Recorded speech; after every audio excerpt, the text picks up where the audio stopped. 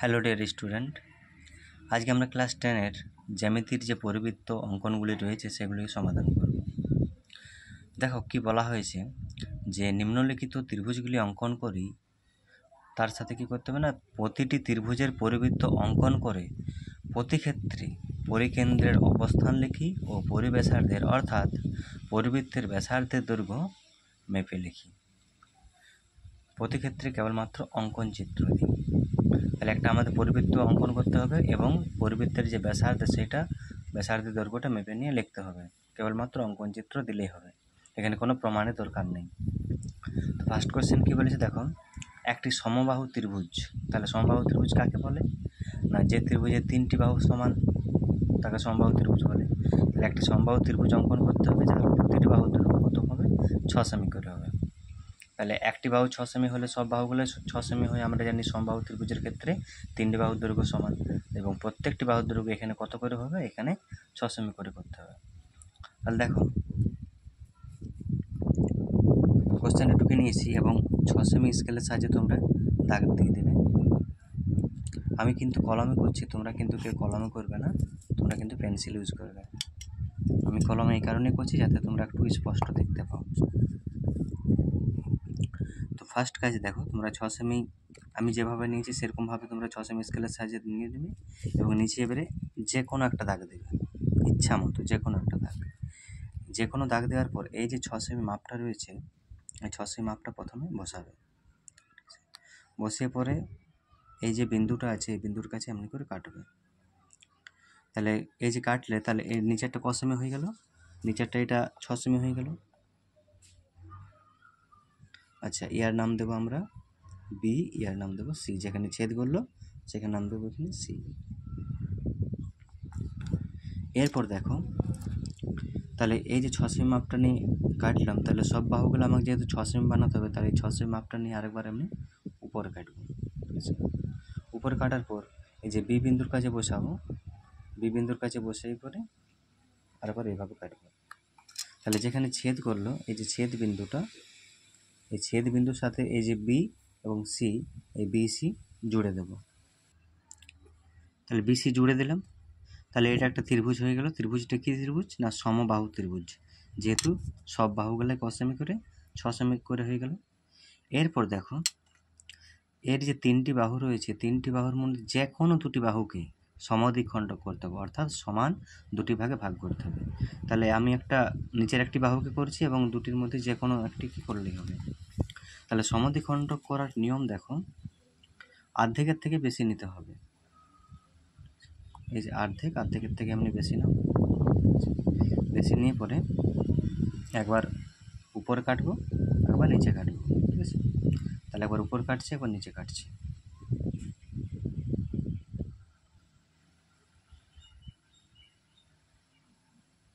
এবার ওই মাপটা নিয়ে আর কিন্তু কেউ চেঞ্জ করো না, ওই মাপটা নিয়ে বি বিন্দুর কাছে বসাবো। ওই মাপটা নিয়ে বি বিন্দুর কাছে বসালাম, আর এবার উপরে কাটলাম একবার নিচে কাটলাম, একবার উপরে একবার নিচে। তাহলে এই যে ছেদ বিন্দুগুলো পাওয়া গেল, এই যে ছেদ বিন্দুগুলা, এই ছেদ বিন্দুর সাথে একটা সোজাভাবে সরলরেখা টানবো। তাহলে একটা সোজা রেখা টানলাম এবং এই দুটো জয়েন করলাম। এরপর দেখো এই যে এর বাকি যে দুটি বাহু রয়েছে, এই দুটি বাহুর মধ্যে যে কোনো একটি বাহুকে সমদ্বিখণ্ডক করবো, একই এরকম নিয়মে। তাহলে আমি যদি এই বাহুটিকে সমদ্বিখণ্ডক করি তাহলে অর্ধেকের থেকে বেশি নেবো, এটা অর্ধেকের থেকে বেশি নিয়ে এবার এরকম বাইরে কাটবো আর এবার ভিতরে কাটবো। তাহলে একবার বাইরে কাটলাম আবার ভিতরে কাটলাম, ওই মাপটা নিয়ে আর কিন্তু চেঞ্জ করো না। ওই মাপটা নিয়ে এই যে এর নাম আমরা এ দিয়ে দিচ্ছি, যেহেতু বিসি হয়েছে, যে এ বিন্দু রয়েছে সে এ বিন্দুর কাছে বসাবো। এ বিন্দুর কাছে বসার পরে একবার বাইরে আর একবার ভিতরে।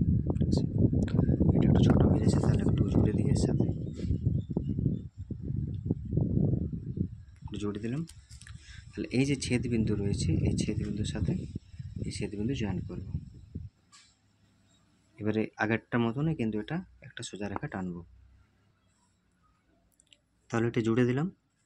তাহলে দেখো এই যে দুটি বাহু যেখানে ছেদ করলো এই মাঝখানে এর নাম দেবো আমরা ও, ঠিক আছে।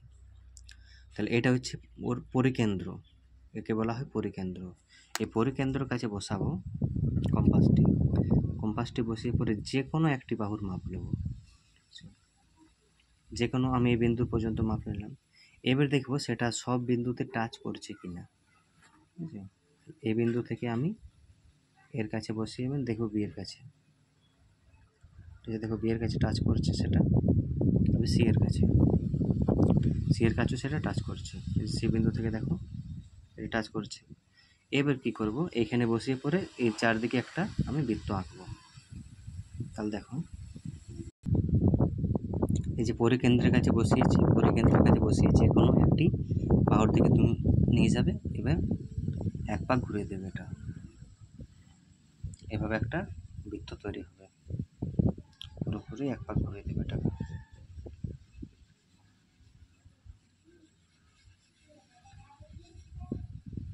তাহলে দেখো এটা একটা বৃত্ত তৈরি হয়ে গেল। এই বৃত্তকে বলা হয় কি, এই বৃত্তকে বলা হয় পরিবৃত্ত। পরিবৃত্ত মানে বৃত্তটি সবসময় ত্রিভুজটির বাইরে থাকবে। এবার এই যে এখানে রয়েছে ও, ঠিক আছে, পরিকেন্দ্র, এখান থেকে যে কোনো একটি বাহু বলতে পারো বা একটি কোণ বলতে পারো। তাহলে এখান থেকে আমরা যে ব্যাসার্ধ আছে সেই ব্যাসার্ধটাকে চিহ্নিত করব। এখান থেকে যে ব্যাসার্ধগুলো রয়েছে, এটা হচ্ছে বৃত্তের একটি ব্যাসার্ধ, জানো তোমরা, যে কেন্দ্র থেকে যে দূরত্ব সেটাকে বলা হয় তার ব্যাসার্ধ। এবারে সেই ব্যাসার্ধটাকে স্কেলের সাহায্যে মাপবো যে কতটা সেটা আছে।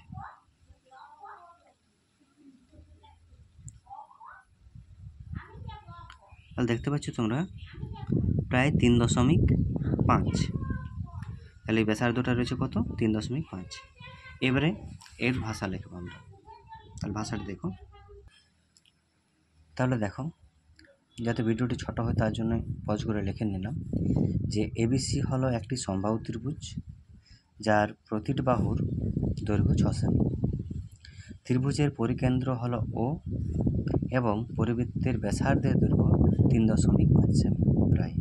তাহলে এটুকু লিখলেই যথেষ্ট, আর এর বাইরে কোনো লেখার দরকার নেই, যেহেতু এর প্রমাণ দিতে হবে না, অঙ্কন প্রণালী দিতে হবে না, তাই এটুকু তোমরা লিখবে। যদি কেউ ভিডিওটি বুঝতে না পারো বা আঁকতে না পারো তাহলে কিন্তু কমেন্টে লেখো, অবশ্যই আরেকবার বোঝানো হবে। নেক্সট অঙ্ক দেখো, এর পরের অঙ্কতে কি বলেছে দেখো, একটি সমদ্বিবাহু ত্রিভুজ। তাহলে সমবাহু ত্রিভুজ মানে আমরা জেনেছি যে তিনটি বাহু সমান।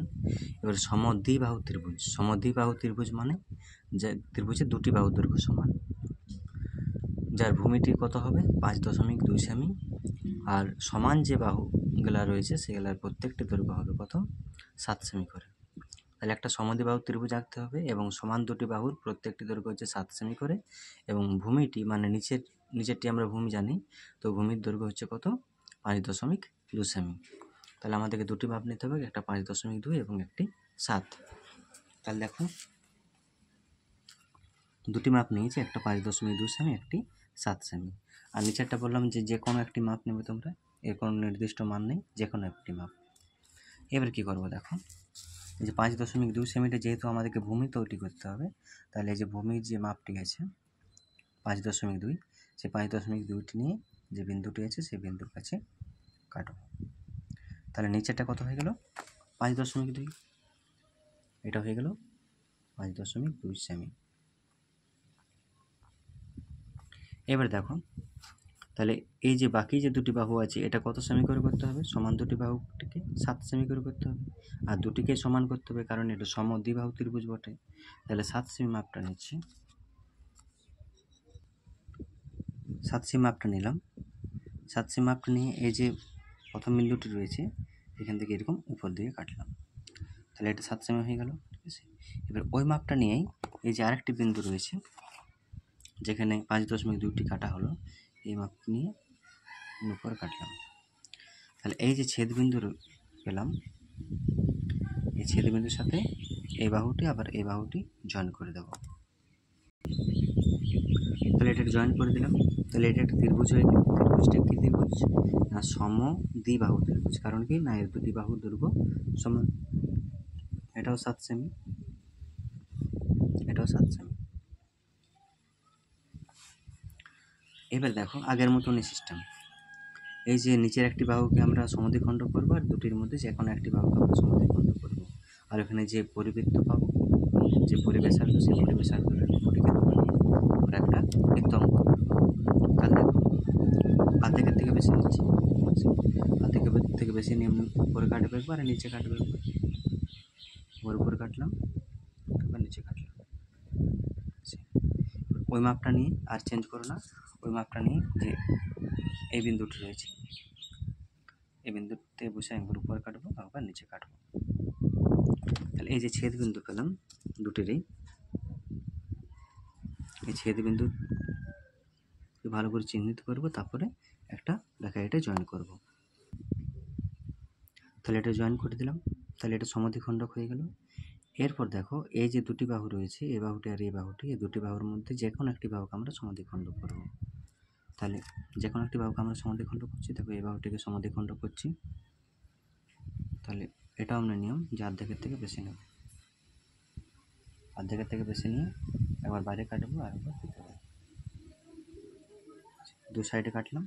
এবার ওই মাপটা নিয়ে আর চেঞ্জ করো না, এবার এই যে এ বিন্দু রয়েছে সেই এ বিন্দুর কাছে বসাবো, এ বিন্দুর কাছে বসিয়ে পরে একবার এখানে কাটবো আর একবার এখানে কাটবো। এটা একটু এই সাইডে করলে ভালো হয়। তাহলে দেখো এই যে ছেদ বিন্দুগুলো পাওয়া গেল, এই ছেদ বিন্দু আর এখানে এই ছেদ বিন্দু, এই দুটি ছেদ বিন্দুকে জয়েন করবো। আবার আগেরটার মতনই কিন্তু এইভাবে কিন্তু টেনে দেবো, এইভাবে কিন্তু টেনে দেবো আগেরটার মতনই।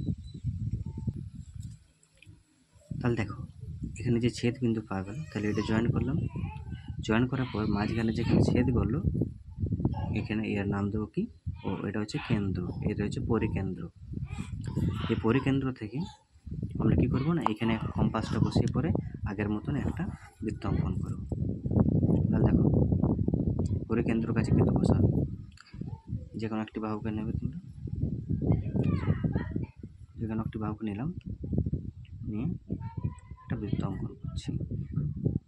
যদি কারো এই বাহুগুলোতে টাচ ঠিক মতো না হয় তাহলে জানো যে তোমরা কোথাও ভুল করেছো, এইগুলো কিন্তু একদম ঠিকভাবে টাচ করবে। যাদের অঙ্ক ঠিক যাবে তাদের এই বাহুগুলি কিন্তু পুরোপুরিভাবে টাচ করবে।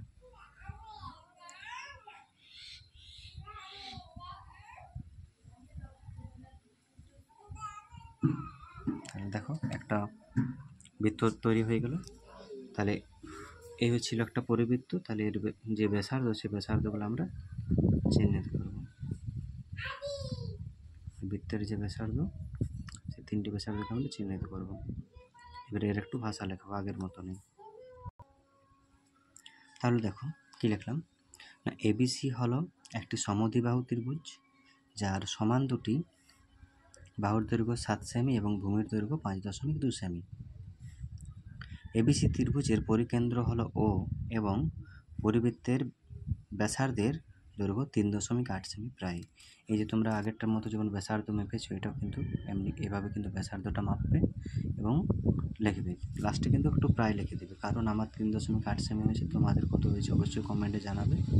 আর যদি তোমরা এর পরের ভিডিওগুলো চাও, যদি কেউ বুঝতে না পারো তাহলে অবশ্যই কিন্তু জানাবে, তাহলে বাকি ভিডিওগুলো করে দেওয়া হবে। এই ভিডিওটি এখানে পর্যন্ত, ধন্যবাদ।